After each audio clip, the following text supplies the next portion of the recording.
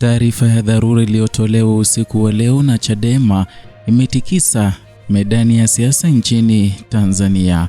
Ujambo na karibu kwa taarifa zetu za Kenyascope na kumbuka kusubscribe. Katikati ya hali ya taharuki ya kisiasa na hofu inayotanda nchini, taarifa fupi iliyotolewa kutoka nyumba ya nambari 31 mtaa wa Daima Mikocheni, Dar es Salaam imebeba uzito mkubwa kuliko maneno yanavyoonekana.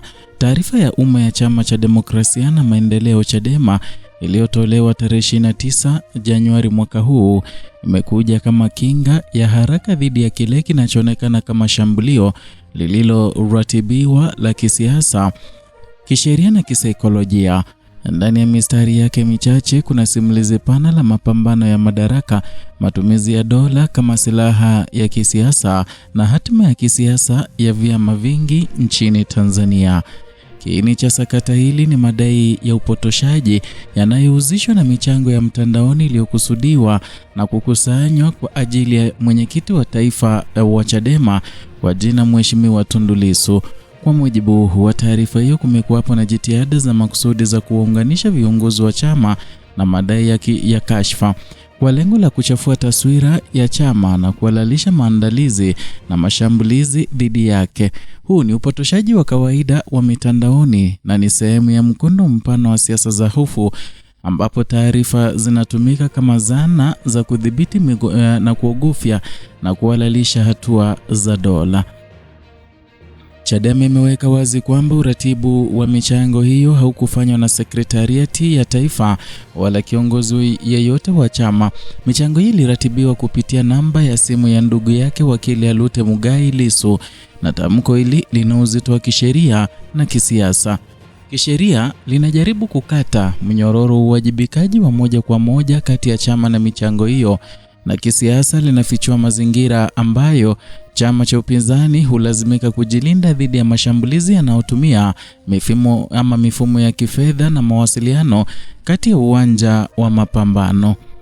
Ili kuelewa uzito wa taarifa hii ni lazima kuiweka katika muktadha wa historia ya siasa za Tanzania. Na tangu kurejea kwa mfumo wa vyama vingi vya miaka ya 1990, vyama vya upinzani vimekuwa vikikabiliana na changamoto za kimuundo, kisheria na kiusalama. Na katika muongo mmoja uliopita, changamoto hizo zimechukua sura kali zaidi, zikihusisha kukamatwa kwa viongozi, kesi za kisiasa na kufungiwa kwa mikutano na udhibiti wa taarifa. Jina la Tundu Lissu limekuwa katikati ya historia hiyo, likihusishwa na harakati za mageuzi, mashambulizi ya kisiasa na mapambano ya wazi dhidi ya mifumo ya madaraka. Michango ya wananchi, hasa inapohusisha kiongozi aliyoko kwenye matatizo ya kisheria, imekuwa ikichukuliwa na dola kama eneo nyeti, na badala ya kuonekana kama kitendo cha mshikamano wa kijamii, michango hiyo mara nyingi hutazamwa kama tishio la kisiasa.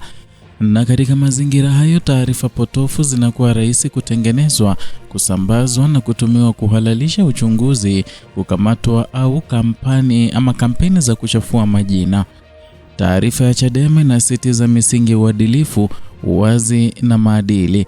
Kauli hii katika muktadha wa Tanzania ya leo ni zaidi ya kauli mbiu, na ni tamko la kisiasa linalopingana moja kwa moja na simulizi rasmi inayojaribu kuhusisha upinzani na vitendo visivyo halali. Kwa kusisitiza kwamba chama hakiruhusu matumizi ya jina lake kufanikisha vitendo vinavyokiuka sheria, Chadema inajaribu kurejesha mjadala kwenye eneo la misingi na kanuni, badala ya porojo na mitandao na vichwa vya habari vya kushtua.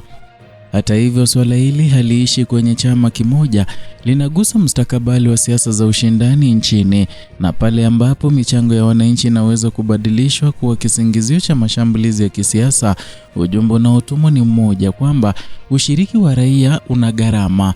Hii inazalisha hofu ya kuchangia, hofu ya kuunga mkono hadharani, na hatimaye hofu ya kushiriki katika siasa. Na hapo ndipo demokrasia inaanza kunyauka taratibu, si kwa tangazo la wazi, bali kwa vitendo vidogo vinavyojenga mazingira ya kimya. Na katika ngazi ya kikanda na kimataifa, matukio kama haya hayapiti bila kuonekana.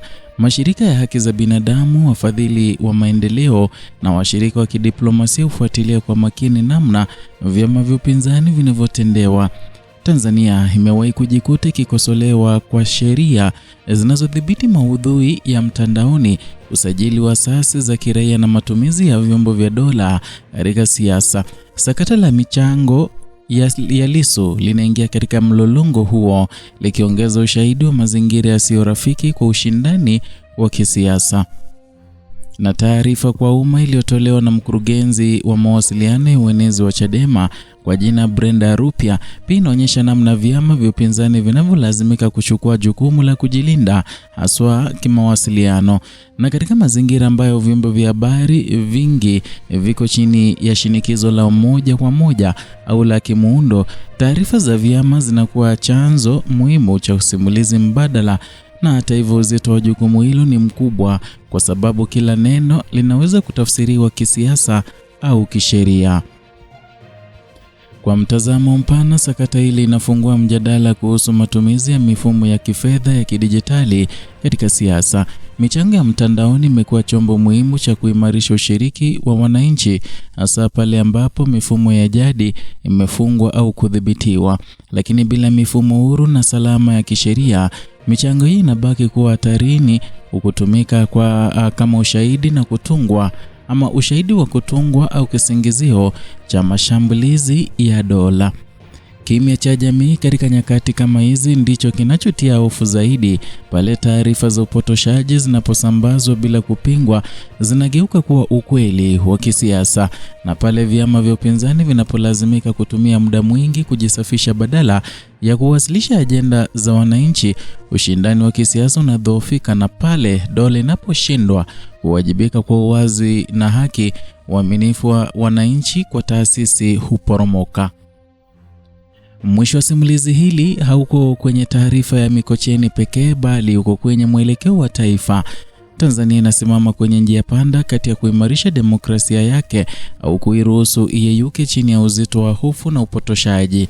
Sakata la michango ya Tundu Lissu ni ishara ya onyo kwamba siasa za udhibiti zinaingia hata kwenye maeneo ya mshikamano wa kijamii. Ukimya, uoga na kutojali leo vitajenga mazingira ambayo kesho yatafunga kabisa nafasi ya sauti mbadala. Na hatima ya Tanzania haitategemea kauli za taarifa kwa umma pekee, bali ujasiri wa wananchi, vyombo vya habari na taasisi za kusimamia upande wa uwazi na uwajibikaji kabla hofu haijageuka kuwa utawala wa kudumu.